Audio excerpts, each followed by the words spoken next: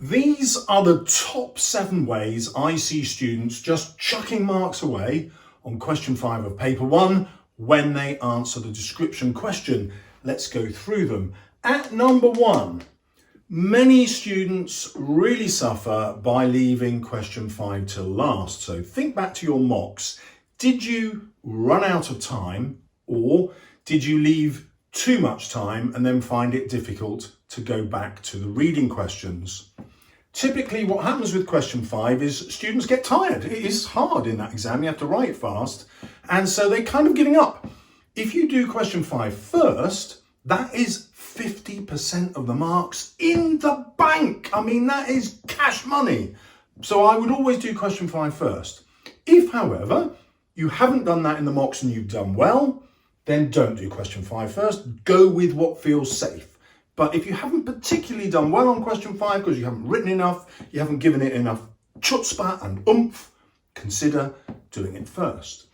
Number 2, many teachers play safe with their students because they're afraid of the students going wrong, and that means they often give students too rigid formats to follow. There's no marks for following any kind of format, okay? Every technique that your teachers give you is just a way to make sure that everybody in the class does well. But it might not be the best thing for you.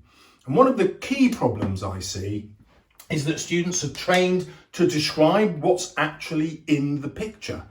And the examiners don't want that. They say, write something suggested by the picture. In other words, they're giving you permission to go off-piste, to take an idea in the picture and run with it. The picture is just there so that you won't have that blank feeling with, oh my God, I don't know what to write. Okay, so you do not have to describe the picture. You can, I mean, if there's stuff in the picture that really inspires you, crack on. Write about the picture directly, but there is no requirement to do it. So I went to see Philip Pullman, a fantastic author, who taught this technique because he used to be a teacher. And he called it breaking the vase. He said, look, imagine you had this picture of a vase. Like, kids wouldn't want to write about that. He said, so all you do is you say, right, the girl strode into the room, picked up the vase and tossed it against the wall. It shattered into a million fragments. Now you can write whatever you want. There's loads of ways of doing that. You can take the picture and then go to its direct opposite. Let's imagine it's a crowded shopping scene. And so you zoom in on that and the feelings that you had. Maybe you hate crowds like I do. Maybe you hate shopping like I do. And you transport yourself to where you were last week. The Grand Canyon. Yes. The space launch of SpaceX's first rocket to Mars. Yes. The concert of my favorite pop star. Yes. See? You go from what's in the picture to a contrast. You would still have to describe the picture itself or something suggested by it in some sense, but you'd keep contrasting back and forward. That would be quite entertaining. Different crowds. Imagine the pop star, crowds, everybody together, pulsating in union, versus in the shopping mall, people fighting each other for space. Maybe there's a sale on, they're ripping clothes out of each other's hands. Play with it. Have fun. Enjoy yourself. Or do what you did in the mock if it worked really well, okay? Don't change anything that's working well. Question 5, not having a plan B. So it's very easy to get 2 really good character descriptions, contrasting ones, maybe evil and good, or ugly and beautiful, and 2 contrasting settings, autumn, summer, nighttime, daytime, whatever you want, city, nature, and these are kind of your crutches. No, you wouldn't have 4 crutches unless you were a dog with 4 legs. Never mind. But they are props. You go into the exam with 2 characters and 2 settings already prepared in case you need to use them. Actually, whatever you're writing, you'll probably find you'll be able to adapt 1 character and 1 setting, whatever the question. The advantage, obviously, of having those in the bank, you've memorised the vocabulary, you've memorised the sentence structure, and really importantly, you've memorised the punctuation. So you know you're going to get high marks from that. And you can make those up, you can use ChatGPT, you can adapt stuff you find in books. Really easy to get some really great ones. Number 4, you don't plan for the show-off punctuation. Now, I hate this because real writers don't think, oh, I've got to show off my punctuation. But AO6, we've got 16 marks, much of which is available for punctuation. And so I would write this as a checklist. The big problem is most students, according to the examiners, get these wrong, the colon and the semicolon.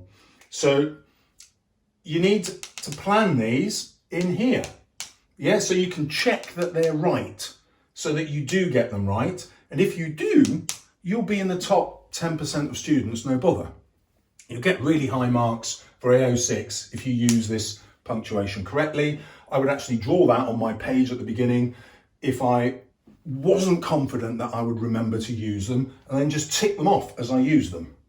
Okay, not having a kick-ass sentence. What do I mean by that?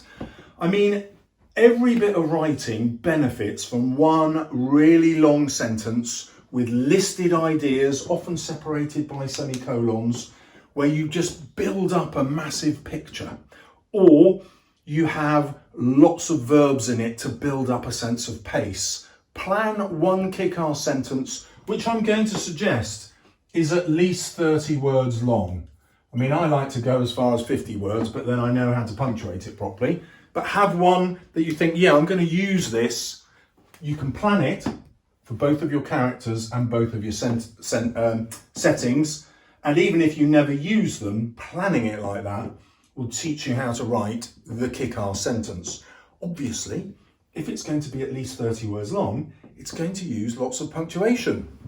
Therefore, it's going to get high marks twice. Once for AO5, the actual writing, and once for AO6, the punctuation and sentence structure. So, don't go into the exam not having practiced and memorised a couple of those. Number 6, not writing like a novel. Really, I should have put this at number 1.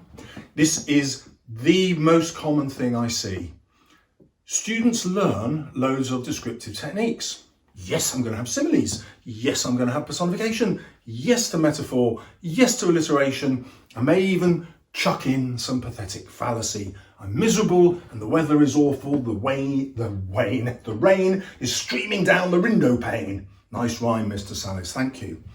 But what they don't do is think, how will this read when all these bits of description are put together? And the answer is, reads like crap. In the same way that if you took all your favourite ingredients, your pistachio ice cream, your bread and butter pudding, your favourite Cocoa Pop cereal, your favourite chocolate bar, your favourite meat done in Korean barbecue sauce, and you put that all on the same plate, you ain't going to want to eat it as though it's your favourite anymore. But that's exactly what students do with all the descriptive techniques. That's not what you get marks for. You get marks for using appropriate descriptive techniques. In other words, imagine that this description is actually in a novel. If you've never read a novel, go and look at one now. You can get them for free on the internet if they're out of copyright. So you can go to Project Guttenberg and just type in an author, whoever you want, who's been dead for 70 years, and you will find what real descriptions look like in a novel. That's what you're trying to do. You're not trying to write a 400 to 500 word description to satisfy the examiner with loads of techniques. The examiner won't just be satisfied, they'll be excited when they read something that makes them think, oh, this would go really well in a book. Do that and you'll get top marks. Right, too much planning. This is a time management thing. I recommend no more than 3 minutes planning. Why? Because there's no mark for the plan. And also, a description doesn't really have to have any kind of precise structure. You're not building an argument or anything. So you don't need much thinking. You do need 3 ideas. So let's imagine the picture was that crowded shopping scene that I said, my first idea might be, oh, I'm just going to go to the opposite, some deserted part of nature that I really like. My second idea was SpaceX, I think, wasn't it, where they're launching into space. And then I think my third idea was the pop concert. Let's pick Taylor Swift. I'm going to be a Swiftie. I don't actually like Taylor Swift, but there you go.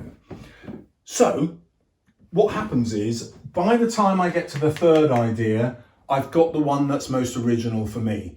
I would write it as a satire because I would be taking the mickey out of all these people who are divorcing their brains from reality and getting so excited about throbbing music and this awful pop star who doesn't know how to dance, whose singing is rubbish since she was doing country. I liked the country stuff. You get the idea. This isn't for you, by the way. I'm just showing you my thought processes. Once you get to the third idea, you will get to the one that's most original for you. And that's how you get an awesome description. Here is a bonus. If you start each sentence with a different word, your writing will become much more entertaining and interesting, and it will force you to use different punctuation, especially the comma. So, top tip that nobody else has got because they haven't got this far, start every sentence with a different word. I guarantee you'll go up by a grade, unless you're doing that already. Now, if you want to see what examiners really want in description, this is the video where I show you real exam answers with description.